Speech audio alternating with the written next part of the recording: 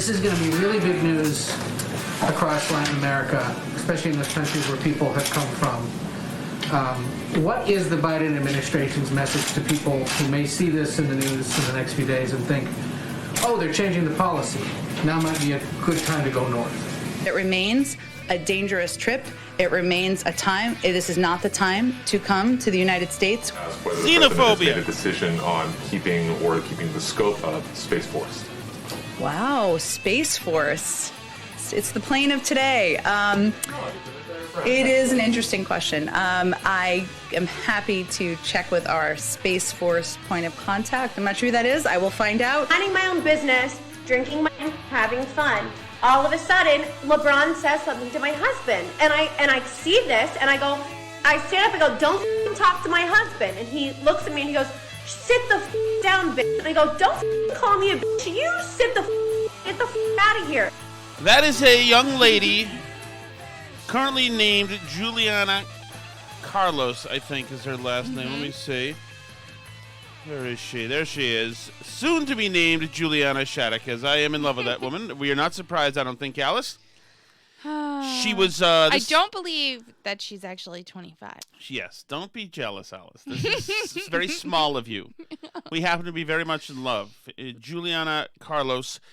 She was at a game with LeBron, whatever team he plays on. Is that the Bulls, the Browns, the Bulls? I don't know. LeBron, he was a Laker. Maybe he still is. I don't know. He went back to Cleveland at some point. I don't know. I have been blessed as to not know anything about LeBron James, and I am fine with that. Yeah. When he first came in the league, like 15 years ago, whatever that was, I worked at WRKO, and somebody gave me tickets to see LeBron come to town. LeBron and somebody else who was famous, I guess. Or maybe it was Carmelo Anthony. Anyway, I accepted the tickets because they were free. My friend and I, myself, we went and had, I think, 2 beers. We never once peered down at the court, and we left. And that is the end of my basketball interest is over. I don't care. I don't know about LeBron. I did find this Michael Jordan thing interesting. But it doesn't matter because Juliana Carlos is beautiful, and we should. Her Instagram is open to the public. By the way, she's an Instagram model, according to people. I don't know mostly, she's the wife of the 55-year-old Chris Carlos, who I believe is the person who has the courtside seats. Right. So at the Hawks game. Well, she said that she paid for them. So you say the Hawks game, is that Atlanta Hawks? I guess so.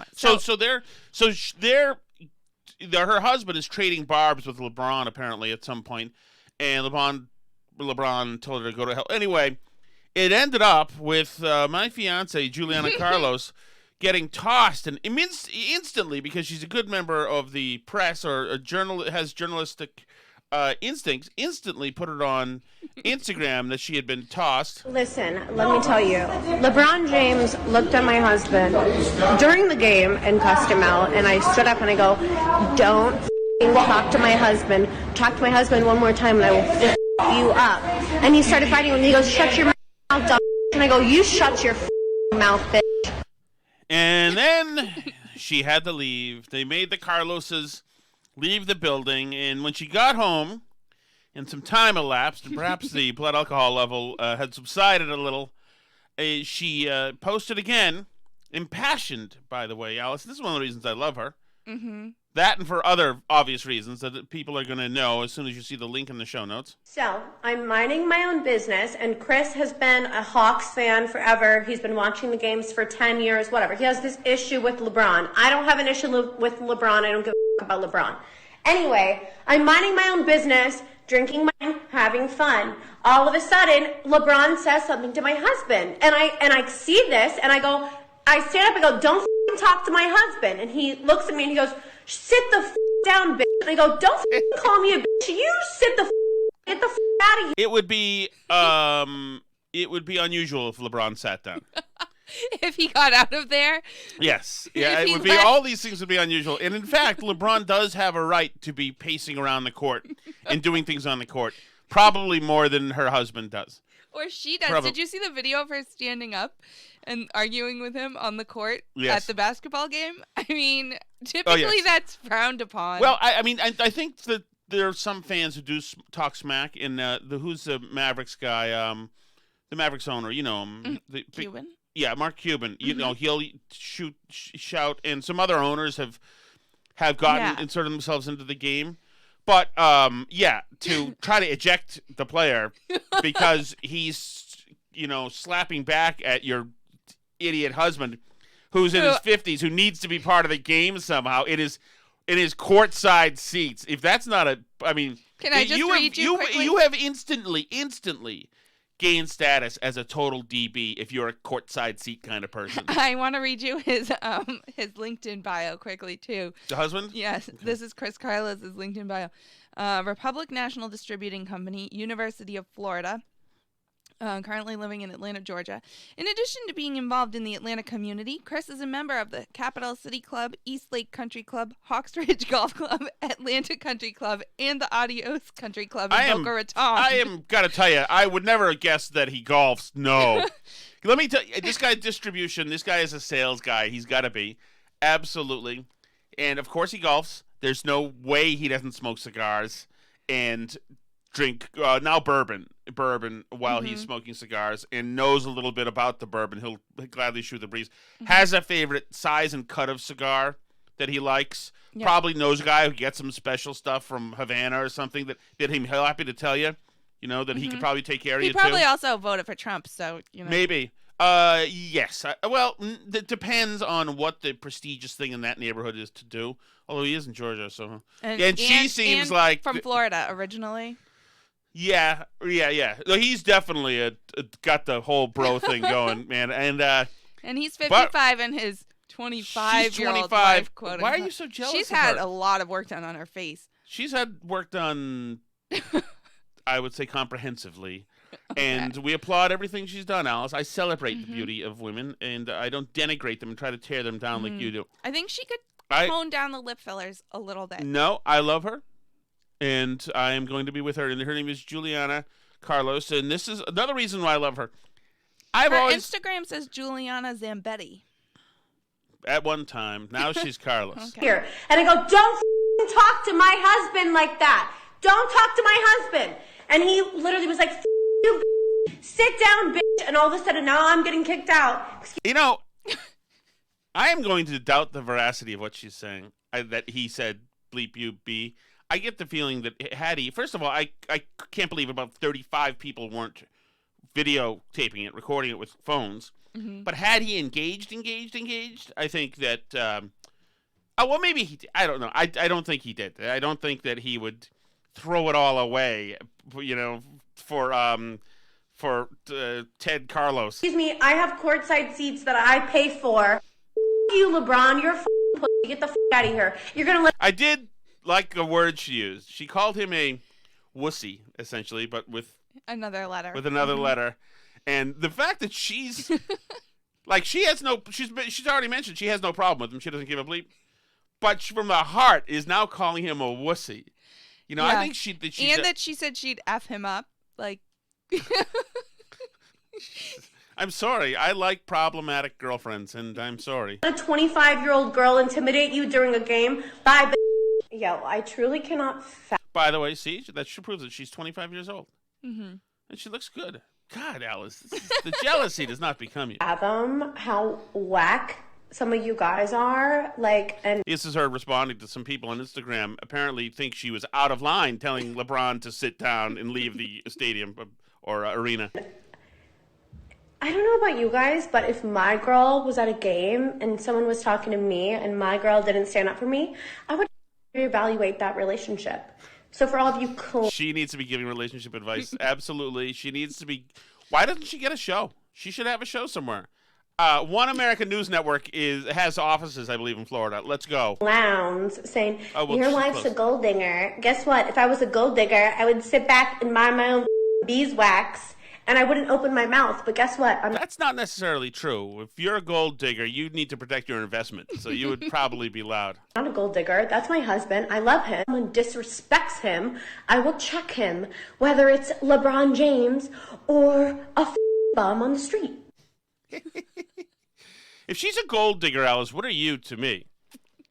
Considering there is only... Are you a debt digger? I just want to be on a podcast. I like it. You know, I'm going to land a man with 0 assets. That's right. I want to sit, not courtside, but more the side of the stadium that's over 10,000 feet in the air and hidden, and the last tickets released every night. All right, so that's Juliana Carlos. We will look out for her. Obviously, we are friends. We are fans of hers. LeBron did. Now, this is interesting. LeBron did respond after the game during what's now the closest thing to a press conference after the game. No, at the end of the day, I'm happy fans are back in the building. I miss that interaction. He doesn't miss that interaction. I'm not buying. He doesn't miss her yelling at him. He also tweeted about it. I think, yeah, I think that he was intimidated by her. I think he was like, man, this happens. I know some guys who aren't attracted to hostile women, and who actually are afraid of them. And a lot of guys I know who have had sisters.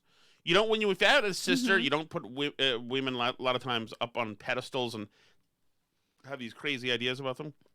I'm sorry, you have these flourishes about them as being, Anyway, I'm in enough trouble. So here we go. I need that interaction. We as players need that interaction. I don't feel like it was warranted to be kicked out. There was a back and. Oh, you could have fought for her to be let back in right then, LeBron. No, he was okay with her being kicked out. Yeah, on Twitter he called her courtside Karen. Yeah, it's not, but she doesn't really fill the role of Karen. She was. Yeah, Karen's more like a suburban mom vibe, I feel like. Yeah, no. Forth between two grown men, and which we said our piece. He said his piece. I said my piece, and then when someone else jumped into it and said their piece. She has a name, and it's Juliana Carlos, Mr. James. But I didn't think they were, should have been kicked out. But they might have had a couple of drinks maybe, and they could have probably kept it going, and the game wouldn't have been about the game no more. So I think the referees did what they had to do. And it's fine. I don't think. Dude, you're spending a lot of time on something that that you can care less about. Taking down the mask or whatever the case may be at that point in time, would have harmed anybody but the people that was right next to her. I wasn't close enough to her. I don't think any of my teammates was close enough to him. Because her maybe mask a couple was of refs, maybe. So I hope they're okay.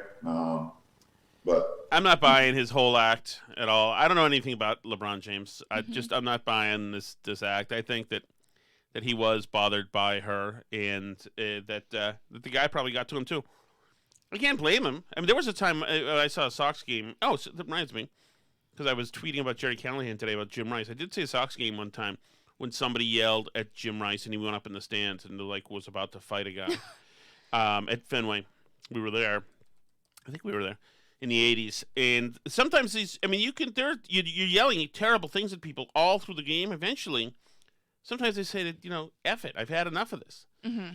And it's always interesting. But that is about as close to watching basketball as I will ever do.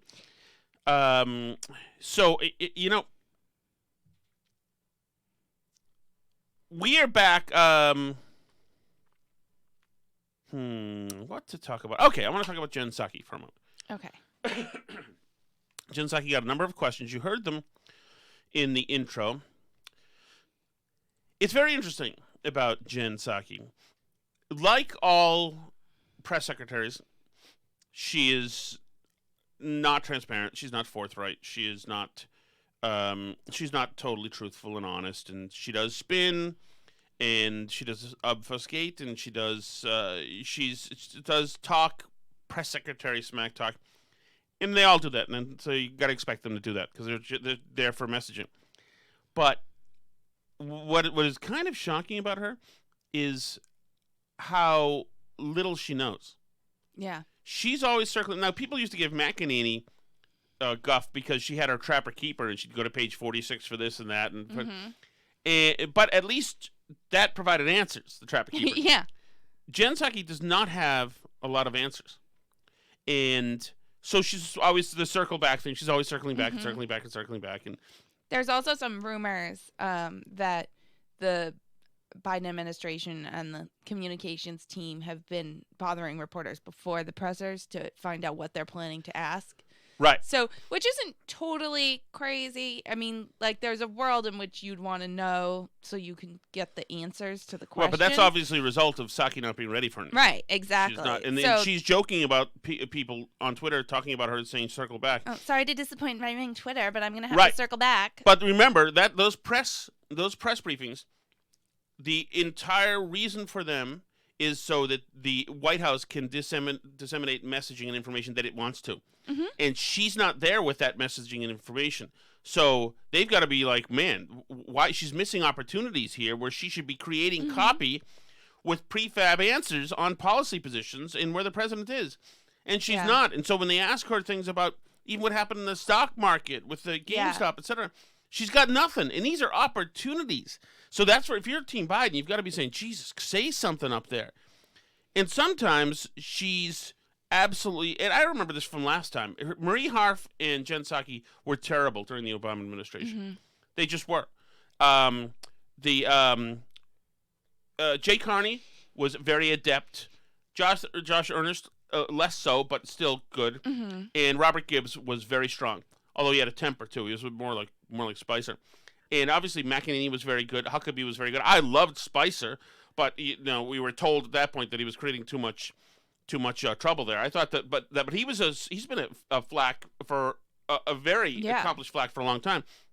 And then you go back to with Bush, there was Dana Perino, who was really very good and studious, very standard issue flack. And I love Tony Snow, who you probably don't remember. He was a Fox News guy that went over there, and he was essentially brought on to yell back at the press because the press was doing whatever it could to signal to the enemy that we weren't winning the war. So they brought Tony Snow there. And then Clinton had Dee Dee Myers, I think, for a while, who I guess was pretty good. And then he had Joe Lockhart, who was a dumb Boston guy, I think, who was stupid, who now has gotten back into the thing. And he's but Psaki's not great at this stuff. And it doesn't bother me all that much, but they can't be happy. And that's why we're seeing them wanting their questions in advance. It's not just because, hey, let me see what you're asking, because they want to be able to knock out of the park all of the questions. They want to be able to knock Ducey's questions out of the park. And I don't know if they're allowed in, but OAN, if they are in there. I think they're still there for the moment anyway. At least I know Newsmax is, maybe not OAN.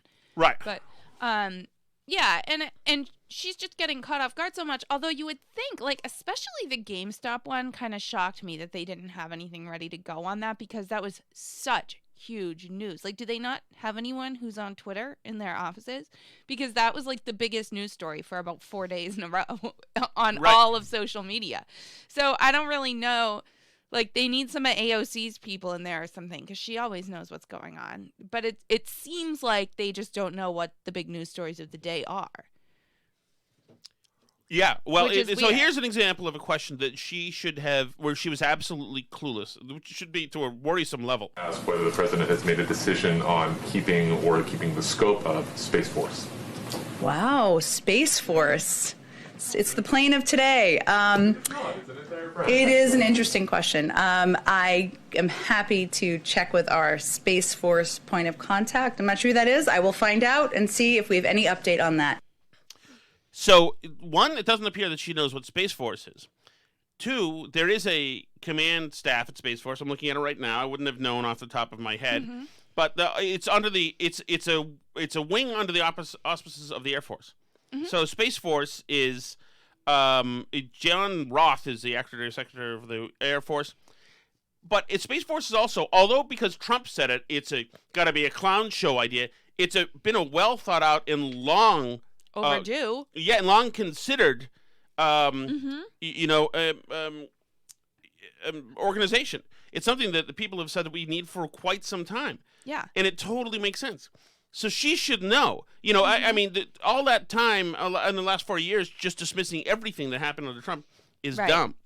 Right. They're going to act like anything that Trump did is stupid, though. And the Space Force thing has been like a joke on the left. So that's where they are, I guess, is they just think Space Force is a joke. So they're going to go with the left wing, this is so ridiculous that they want to go to space. I mean, prior to Trump, we weren't doing rocket ships anymore. NASA was a shambles. So it's like, I mean, that's fine. We can let the lefties let the U.S. fall behind in space, and space can just be run by big corporate interests like Elon Musk or whatever, and that's, I guess, right. where we're And they're going getting with a this. nice. I mean, it's a brilliant way to do it, to dangle money in front of Musk and all those other guys. And Amazon's got their own thing now.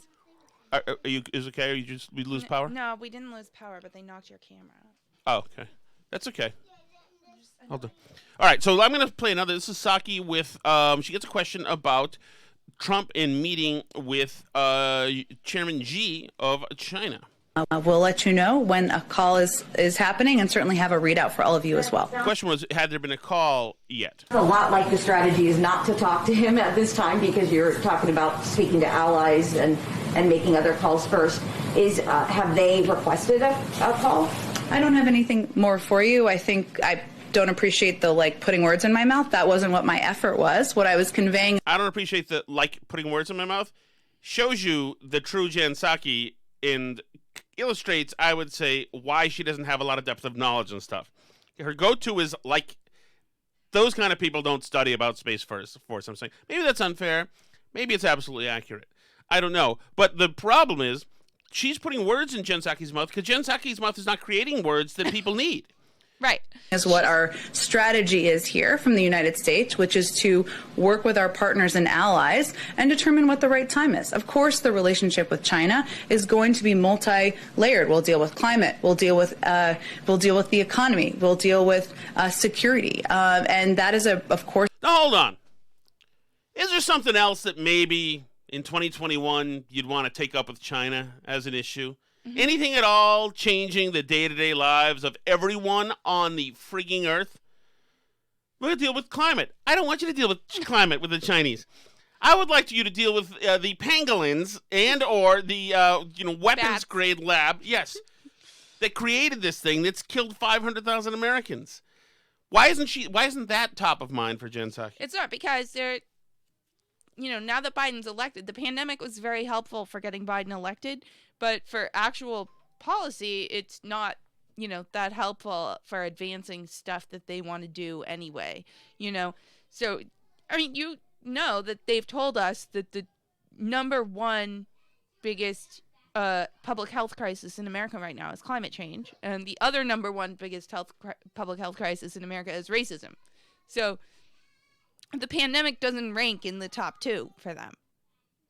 I don't know why. It's incredible to me because it seems to be killing a few more people than racism is. It's a priority to President Biden. He's spoken about it during the transition. He's spoken about it. Obviously, he's had engagements with his national security team about a range of issues, including China. We've been here less than 2 weeks, and when we have a call to read out, I'll make sure you know. Go ahead in the back. Thanks, Jen. I want to ask you a few on. So this last question is from a CBS reporter, and he knows that he's dealing with somebody who's very pliable, we'll say. And so the way he positions this question is very shrewd, and she should know better, but she doesn't. This is going to be. Oh, hold on. Okay. This is going to be really big news across Latin America, especially in those countries where people have come from. What is the Biden administration's message to people who may see this in the news in the next few days and think, oh, they're changing the policy. Now might be a good time to go north? Well, the message continues to be what it has been, and I appreciate you asking the questions because it is confusing as we take a lot of these steps forward. One is that this is not the time. We want to put in place an immigration process here that is humane, that is moral, that considers applications for refugees, applications for people to come into this country at the border in a way that treats people as human beings. That's going to take some time. It's not going to happen overnight. Obviously, we have a bill that we are hoping will be able to move through Congress. But we also feel, I don't think any parent can look at what's happened to those kids over the last couple of years and not feel that we should do everything in our power to get those kids back with their parents. So we are trying to repair. This is about his executive order, the project Get the Kids Back with Their Parents project, which is going to be a fruitless project. We've already tried to be getting the kids back with their parents, but it's a hot news item, so the idea is to contrast. Trump loved separating kids from their parents, and some still aren't back with their parents. And now Biden is the big unifier. He's going to find the parents and put them together. Some of the people who dropped them off weren't parents. Some of the parents aren't interested. So this is just going to be a fruitless dead end. It's also not the question, but she does get around to the question. And the reason why her answer to this is, a minute and 30 seconds long is because the actual answer is a hot answer. The damage and the horrific actions of the prior administration by trying to do everything we can to reunite these kids with their families. But it remains a dangerous trip. It remains a time. This is not the time to come to the United States. We need the time to put in place an immigration process so people can be treated humanely. One of the other things. It's not the time to come. We need to put together an immigration process. Now, when the caravans came during Trump, it was also not the time to come. We needed to put together a process. No. Trump But- just wanted to separate families So that because he no, that enjoyed isn't. I'm not doing even it. talking about the separation. I'm just talking about the caravans. 2 years ago, and it was just, it was xenophobia. It was absolutely racist. I don't know about that. Absolutely, it was the end of the world. And now we welcome you. The Statue of Liberty says, "Bring us your tired, poor, sick." Yada, yada, yada, yada, yada. And the media covered that as if they covered one of their own, Jim Acosta, talking about the Statue of Liberty as if it was absolutely true and the spirit of this country, the very fabric of our democracy. And the Joe Biden is a hard stance, no anti-immigration president right now. So they should know that. Remember, it doesn't matter if they go through point of entries. It shouldn't matter. These are families with kids where they're coming from. It's the most disadvantaged. Well, sorry, it's not the time, says President Biden, who had been intimating consistently that it was the time as soon as he got in. Well, So- yeah, and I mean, what's the message that it sends? That for 4 years, Democrats screamed that Trump was too mean at the border and that it was discouraging people from coming and how terrible and cruel and awful he was, and that the way to fix it was to elect Biden. So, I mean, they only have themselves to blame for causing the situation absolutely. that arises now. It's the same thing Absolutely. as Obama in 2014 with the unaccompanied minors. Yes, every time they create messaging and create narratives for complete political utility. There is fallout, and that fallout are usually marginalized people, whether it's in black communities or brown communities, or whether it's people coming from migrants coming from Central America. And they don't care. As long as the political utility was there and as long as they got them in office, well, then that's where it counts to have a media cover for you. And these guys so far have a media covering for them. And you know it's good. So this guy's Jeff Bennett from NBC News, and he asked 2 questions. I want you to listen to these questions. This is beautiful. This tells you where the media is now. NBC News correspondent. NBC is a legacy network. Been around for a long time. And I've shortened her answers because I don't care about her answers. It's about his questions. Here we go. The Senate Republican leader Mitch McConnell back in 2017 famously said, winners make policy, losers go home. Given that, why shouldn't President Biden be as tactically ruthless as Republicans have been in pushing priorities that he champions? Why shouldn't we just drive them the hell to the ground and beat them to death with rakes and pitchforks? And why shouldn't we? Screw them, right, Jen? Come on. Why shouldn't he be ruthless is the question. Can you imagine? 1, it's a freaking layup question because it's idiotic. 2, Jeff, is there something you want to get off your chest? Considering how mean they've been, why shouldn't they? Right? Why shouldn't he? In other words, he should. You telling me he should, Jen? Well, I think the president has been clear that he is encouraged by the pace and the rapid pace, I should say, that Speaker Pelosi and Senator Schumer are moving this package forward at. And quickly, can I circle back to use that phrase to Haha. He loves it. You know, could you say it, Jen? When you say it, it's awesome. I actually have the T-shirt now, the Circle Back T-shirt. Anyway. a question I asked during the transition? Anyone can can steal it. Just means you have to get back. So I'll circle back to this. Has the White House made a determination about whether it will continue to extend the privilege of intelligence briefings to former President Trump, given the concerns among some Democrats that he'll either misuse it or leverage it to enrich himself? And I love how he builds in the answers right there to her. Should the mean jerk who left even have anything to get any of the privileges? Why does he get Secret Service and limo rides? This is a good question. I've raised it with our intelligence teams, or our national security team, I should say. It's something, obviously, that's under review, but there was not a conclusion last I asked them about it, but I'm happy to follow up on it and see if there's more to share. Gonna circle back. Go ahead in the back.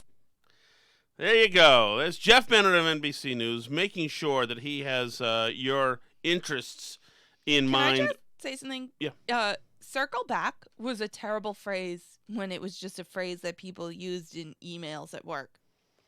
Yes, it was already a bad phrase. Yes. Even when it didn't represent the government not having any answers for the media. But anyway,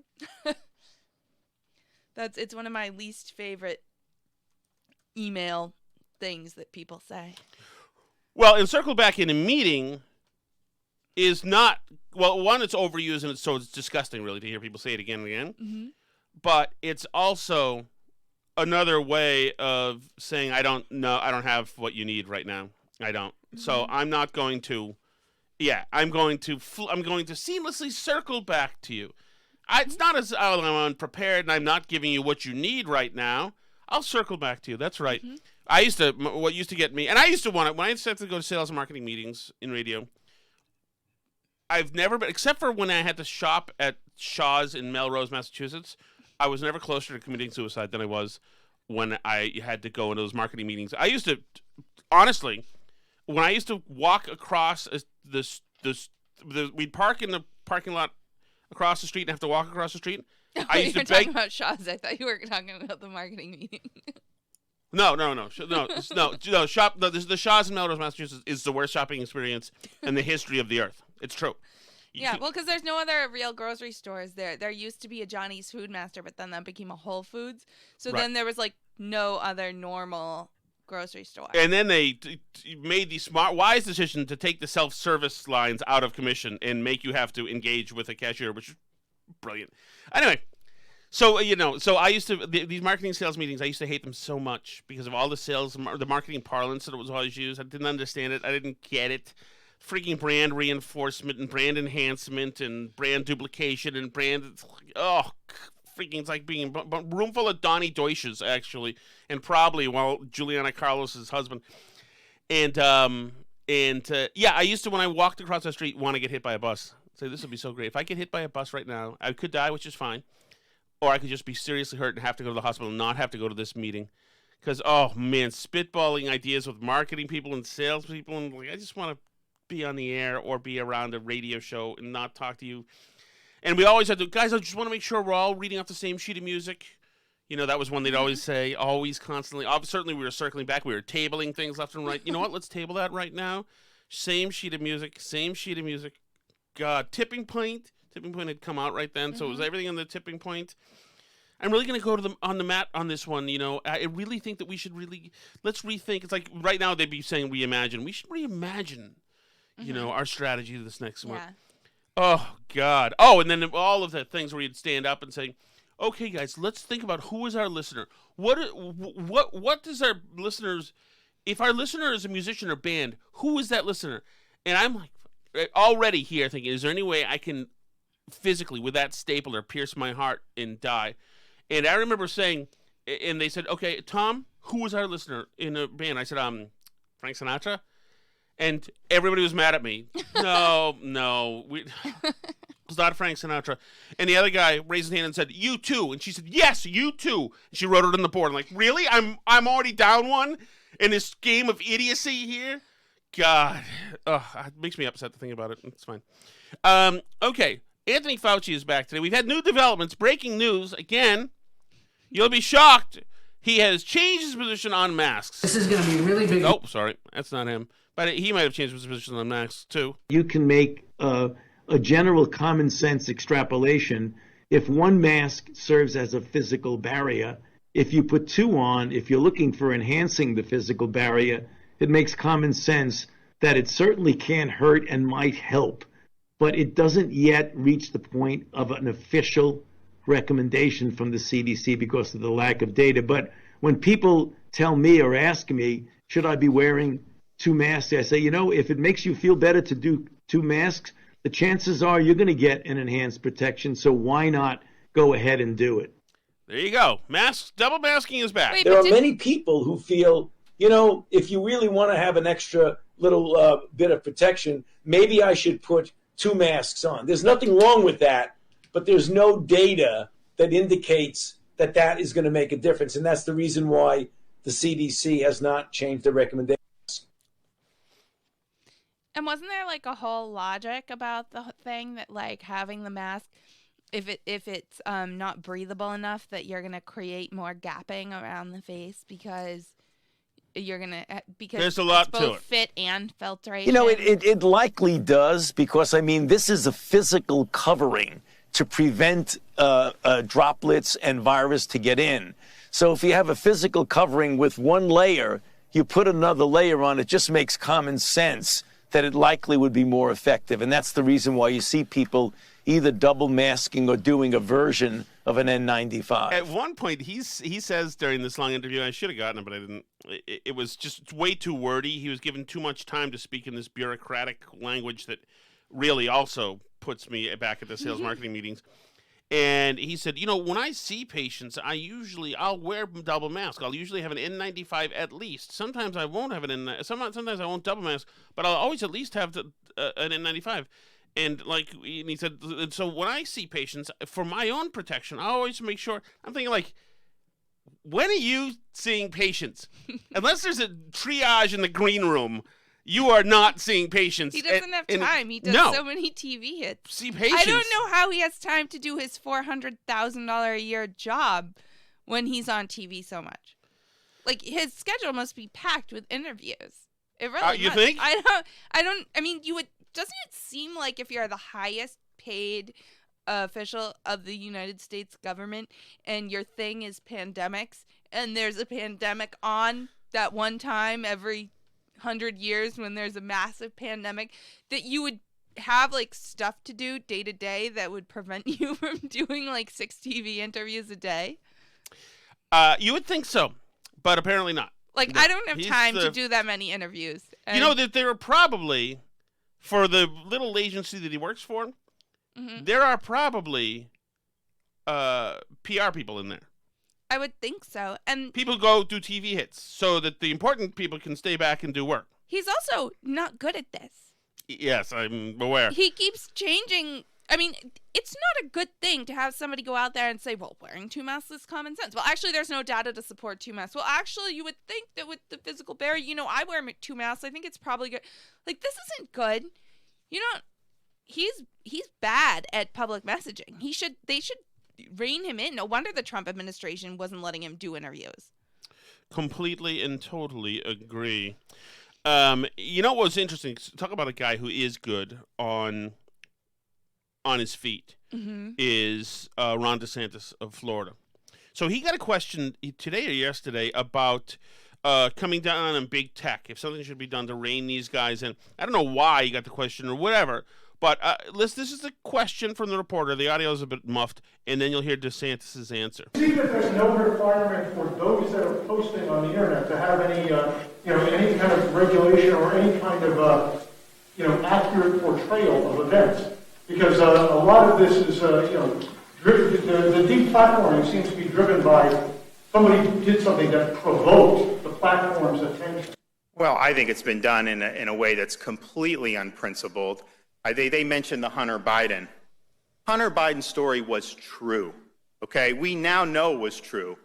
And the typical corporate media outlets, they just chose to ignore it. Obviously, they wanted to beat Trump.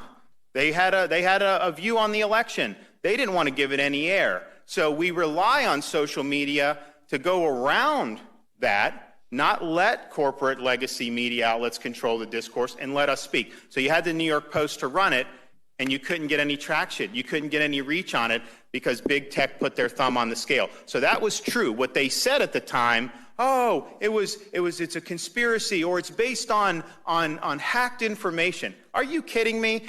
You're trying to tell me if there was hacked information that could damage me, you guys wouldn't print it? Give me a break. You can whiz on my leg, but don't tell me it's raining. You guys would print it every single day if you could. And big tech would allow it to proliferate every single day, 24/7. So it's not being done on a principled basis, and it's not.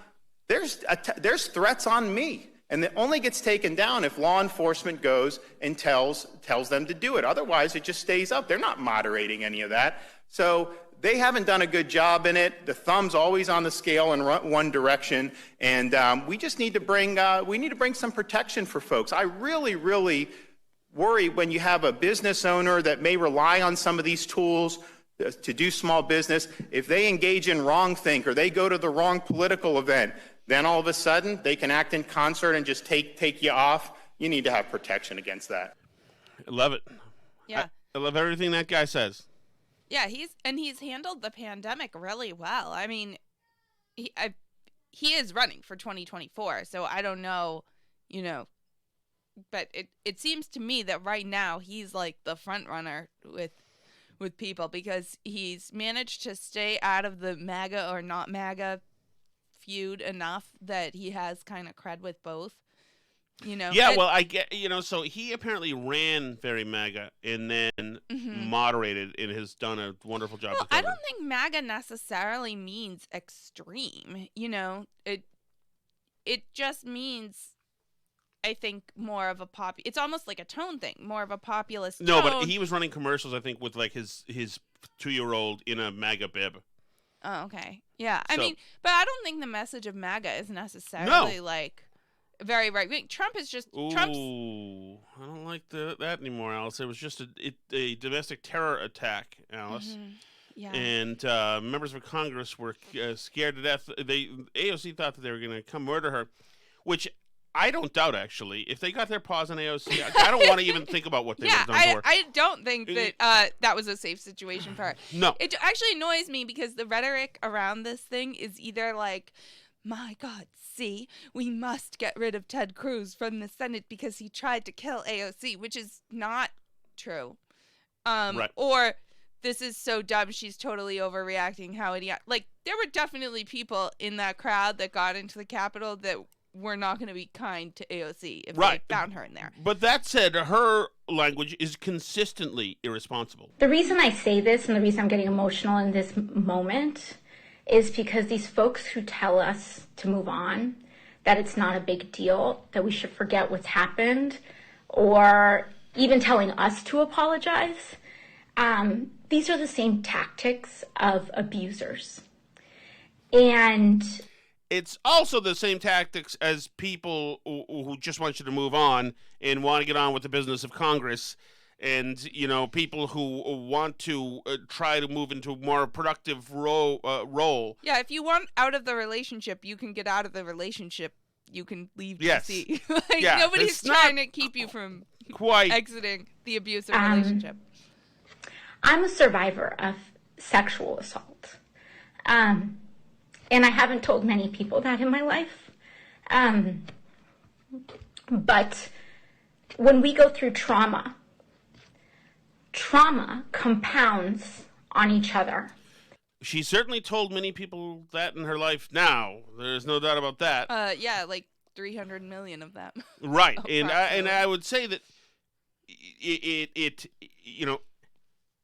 to overlay that onto people like Ted Cruz and Josh Hawley and other people who want to get on with moving Congress is a pretty low and disgraceful thing to do. Mm-hmm. I understand that she's emotional and she worked herself up to say that, but I mean, she knows a bunch of those people got shot at by a Bernie supporter, right? Who's her candidate for president? Well, is she like literally? Steve Scalise almost died because he was shot almost to death with their kids there in some cases. Right. Which no, and he's not suggesting that he's been told to shut up and move, although they have been told to shut up and move. Which is, I mean, like, I'm willing to believe. I believe everything she said happened. Right, Congress. but don't equate them with sexual assaulters. Well, yeah, and don't necessarily tie in random people in Congress who just happen to, have voted against certifying the election results with the people who were attacking the Capitol, because it's not there.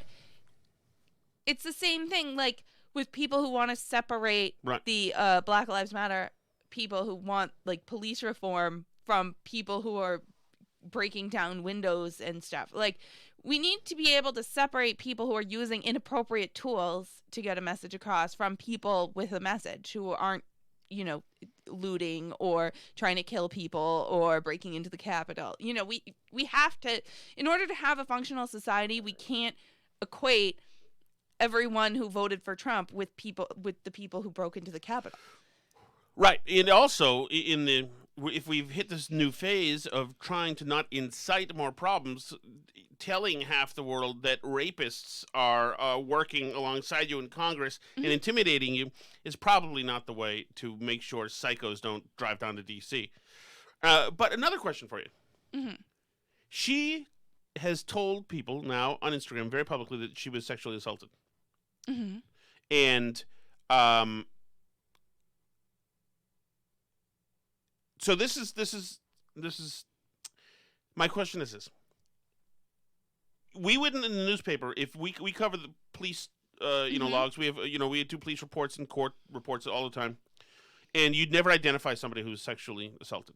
Mm-hmm. Obviously, it's just something, an ethical thing that you wouldn't do. Right. But she's identified herself as a sexual assault victim. Mm-hmm. Is there, and I defer to you because there's one, I'm not a woman who was sexually assaulted, and 2, just for women, you talk to women, you've been around women. Mm-hmm. Is there any obligation for her to name who assaulted her? I think no. And Why not? It's interesting that you bring this up and that you said that you're not a woman who is sexually assaulted, and it is usually women who get sexually assaulted, but not always. And this debate also happened when Scott Brown wrote his book, if you remember, because he had been abused as a kid at a summer camp, and he wrote about it in his book. Mm-hmm. And some people thought it was like brave and good, and other people were like mad at him, like because you didn't come forward, how many other kids, and that's your fault, and blah blah blah, and like blamed him.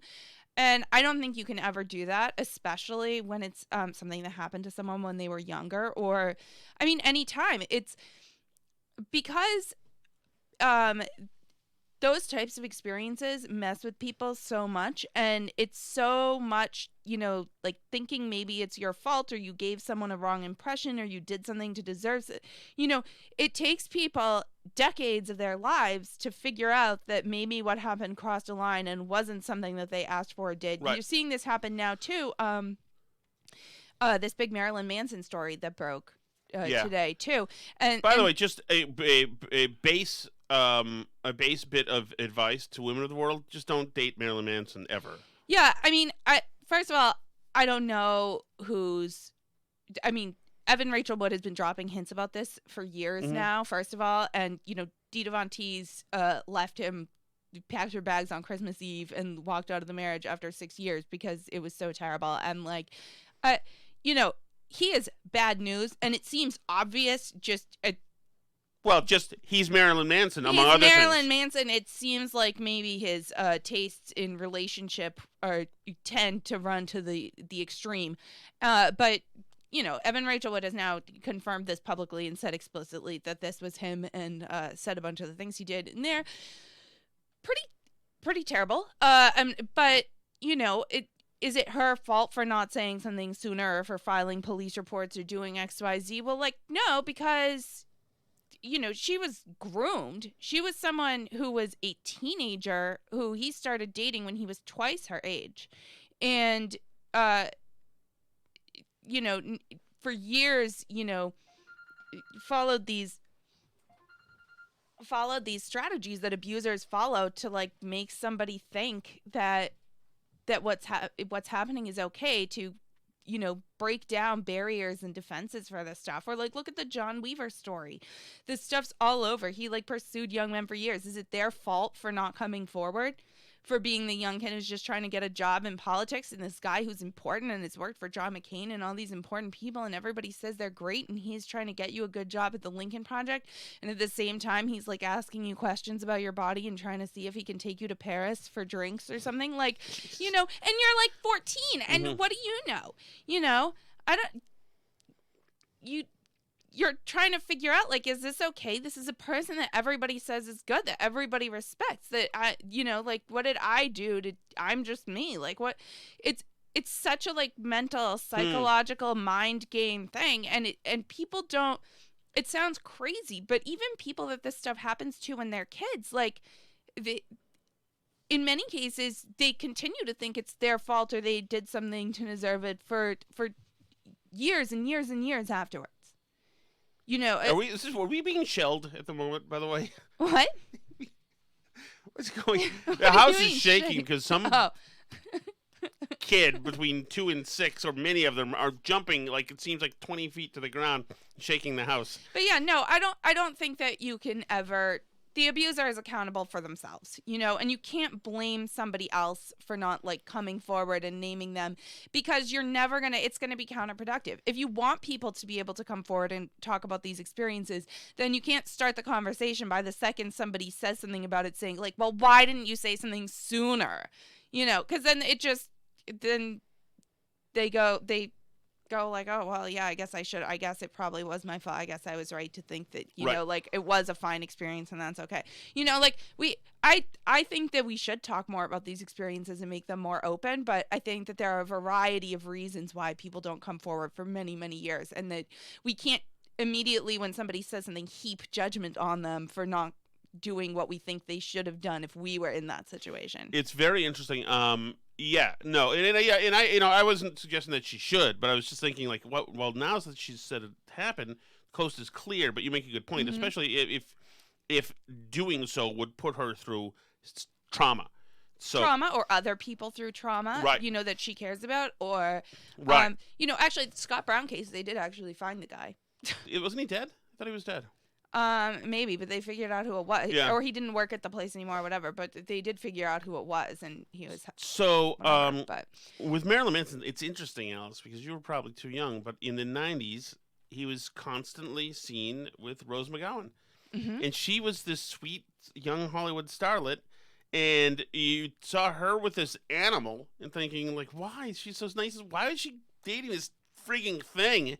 And she had, like, this weird tattoo or something. I don't know what it, but anyway, it was like, man, this person is not with the right guy, but man. His tastes in a relationship tend towards pain and humiliation and control, and he claims everything was consensual, but when Evan Rachel Wood left him, I think when they started dating officially, she was 19 and he was 38. And when they first started officially dating, they were even engaged for a while. And then eventually when she left him, he called her house where her family was 196 times in one day. And talked about it, gave an interview. Yeah, gave an interview to a magazine where he said he fantasized every day about bashing her head in with a sledgehammer. Great catch. Okay. So the lesson is, don't date him. Before we go, I want to play. I don't know if it was on purpose, and I know you've got a couple of items you might want to mention, Alice. But somehow during a long Fareed Zakaria interview, where Fareed Zakaria and John Kerry talked about fun things like a carbon tax, which might be a great way to penalize you for daring to live, Zakaria stumbled on to a good question. And I think the answer is illuminating. You talk about it being exciting in the marketplace, telling people to do this. But right now there are areas where President Biden's actions will put people out of work. Canceling the Keystone Pipeline, the decision on no new fracking on new federal lands. Those governmental decisions are going to put people out of work. In fact, already are doing so. What do you say to those people? After all, you were a politician, and you understand you have to find a way to bring people along. Well, we're a great nation at creating jobs. We've historically constantly been creating jobs when our economy is growing. Obviously, the first objective to do that is to be able to deal with COVID. COVID has knocked economies all around the world for a loop. So that has to happen. But as the Well, before you dealt with COVID, you fired the Keystone Pipeline people. So that was the first priority. It might be in spirit dealing with COVID, but right now, destroying jobs is the thing that's being implemented right now. First thing we have to do is deal with COVID. No. The first thing you did was fire these people during COVID. The president has said, as President Biden has said many times, that COVID actually offers us the opportunity to build back better. Because the economy has been rocked, as we come back, we will be putting major investments into various sectors of the economy. Investments. Yeah. Actually, me burning down your house was a good thing because it gives you the opportunity to build back better. That's exactly right. And this major investments. In other words, we're gambling. Could pan out, might not pan out. Who knows? All we know is right now, the major investments that have panned out are being deleted by Joe Biden. Mm-hmm. And actually, I guess those weren't major investments by the government. It was just allowing industries, the freedom to flourish. Get it moving again. And if those investments are done in a way, Fareed, that are green, that if the investments are done that are green. Go ahead, James. What would you like to ask your mother? Pretty soon. Well, about 3 minutes. If those investments are green, so not only are they just investments, who knows? See if this works. It's Solyndra, but green. So it's going to be done with this ethic, this religion infused into them. Mm-hmm. This has to be compliant and green, and with a special nod to social justice in it. Trying to make these grow entire industries from nothing. Mm-hmm. In a new world, we're talking about green hydrogen jobs that don't exist as yet. Right. To imagine this is vaporware right now. This is not something, these don't exist right now. What exists are the jobs that you're taking away right now. Are looking to develop hydrogen fuel, for instance, or the making of... Looking to develop is different than developing. If you're not a research scientist, there's not a job for you in it yet. And actually, Elon Musk gave some, I'm not going to be able to find it right now, but he gave some interesting interview fairly recently where he was saying that a big part of the problem of his business is a problem of scale, that it's way easier for them to make one handmade prototype of something really cool than it is he essentially said it's harder to build the machines to make the thing than it is to build the thing itself. To build it at a scale where you can actually sell it to a bunch of people. Elon Musk is not John Kerry. Kerry's already got the factories. We're way past that. Yeah, all you have to do is marry into them, and then they just go Alice, that magic. Is low. That was low. And we've enjoyed ketchup in this house, I'll tell you. I like ketchup. Those electric cars.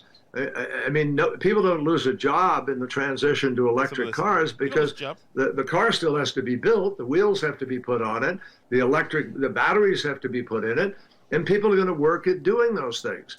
And that's the deepness of his knowledge and thoughtfulness on this subject of why your car job has to be taken away. Yeah. Building cars that run on gas. It sounds like somebody has a lot of really good ideas about how to run a green car factory, it's right. Mr. Kerry. Maybe somebody who has a lot of money should say invest in some kind of company that does things like that. It sounds like it could be a really profitable venture because it sounds really easy to do. So, who wouldn't invest in something like that? If you can build this car, you can build that car. That's just he knows. He's John Kerry, he knows. That electric cars, that's the same exact thing. Same exact thing. Elon Musk, what does he know about that? So we've already seen remarkable growth. There are 55,000 new jobs in Texas, all in wind. In Texas, the home of the... Yeah, because you're dangling money in front of people to build wind farms. Jeez. There's a lot of jobs, thousands of jobs in Texas dealing with other energy as well. Many more, I would say, and many more around the country. The fact that you're incentivizing people to create these wind farm companies by dangling U.S. federal tax dollars over their heads is not an organic industry that's grown. Mm-hmm. It's a fair. This is the World's Fair from 1906 that you're subsidizing from the government. It's not the real world. These things can't. There's no reason to think this stuff is sustained unless the government sustains it. Fossil fuel industry, this is a transition where the fossil fuel companies themselves, look at BP or Shell or other large fossil fuel companies. They're diversifying. They're engaged in the creation of these renewable jobs now and doing. Then we don't have to invest in it, right? They're diversifying. Well, right. Well, because they're chasing the government dollars around. Of course. Why That's not? where the subsidies are going. Right. Research and carbon capture and storage and so forth. So there are going to be massive, literally millions of jobs created over these next years. And there will be a transition in our economy just the way there was in the 1990s when computers and cell phones and other things started to be created, and AT&T changed. Yeah, in 1993, had the government simply deleted AT&T's landline phone technology and industries and 9X and all the other Verizon, which was around then, etc., it would have been complete catastrophe. Right, because the market wasn't there yet. And the government didn't push us all into the internet in the 90s. In fact, the government was trying to, lasso Microsoft for being mean monopolists. The government stepped out of the way in the 90s. That's why we had the boom. Right. The market made the decision in the 90s. Yeah, I remember all the government investment we had to do to get the iPhone invented, don't you? Right, no, it's incredible. The way AT&T switched over. Yeah, AT&T switched over eventually, like everybody else. But using the market carefully. They followed the people, the masses. The market moved from landlines to cell phones, and AT&T moved with it because they're smart.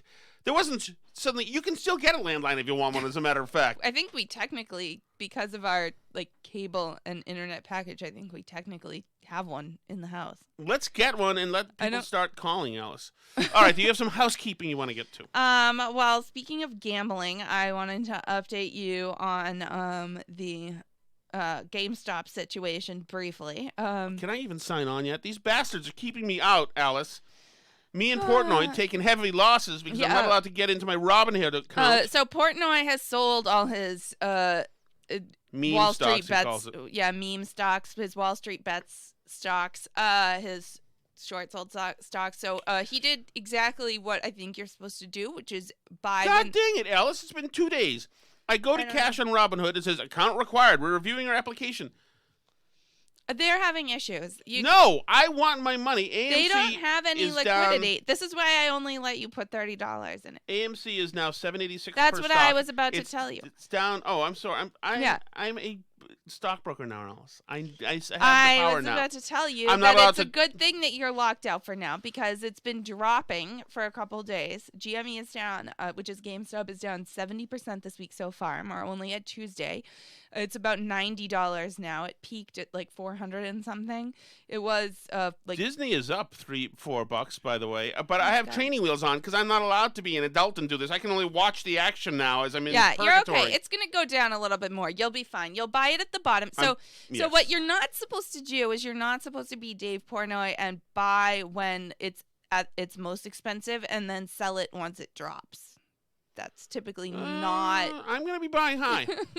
Okay, well, I'm buying high. That's why I only let you put in $30. So that's how Tom's stock breaking. What are you? I'm a stockbroker, Alice. Okay. I'm a licensed stockbroker. Okay. Well, anyway, so but Dave Portnoy. In other words, I have invested, a driver's license, and I'm a stockbroker. And so Dave Portnoy lost $700,000. And he has a point, actually, that Robinhood stopped trading on these stocks when interest was very, very high, so which caused them to fall. And then, they did margin calls because then once the stocks fell, people couldn't cover the margins. And, and then the stocks got sold and then they dropped further. So Robinhood, not because they had a liquidity crisis. I don't think it was a plot. Alice, we're being overrun here. So anything else? Well, anyway, the point was that that Robinhood is going to have to answer a lot of questions on this. But Dave Portnoy might also have to answer questions. And Mark Cuban was on Twitter, Mark Cuban was on Reddit today. He didn't ask me anything on Reddit. Mark Cuban is all for it.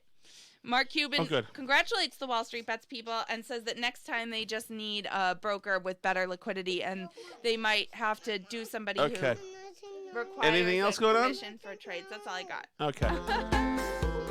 But for more hot stock tips like these, just kidding, we do not offer financial advice. You can find us on Twitter at Burn Barrel Pod, Facebook.com/Burn Barrel Podcast. You can send us an email, burnbarrelpodcast@gmail.com, and you can check out our YouTube channel where you can see video versions of the podcast. You can comment on stuff, you can like it, you can subscribe on YouTube, you can also subscribe wherever you listen to podcasts, and write us a review too.